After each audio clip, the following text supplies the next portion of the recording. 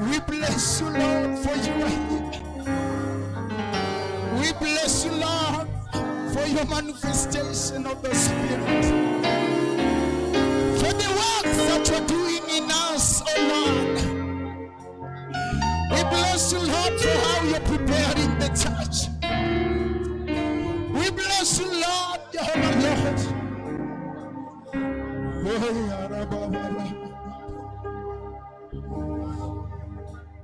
Yes, Lord.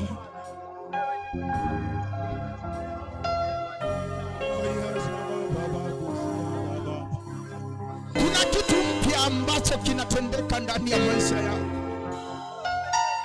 Kuna kitu kipya ambacho kinafanyika katika maisha yako asubuhi ya leo. Na Bwana akasema natafuta waabudu watakaoniabudu katika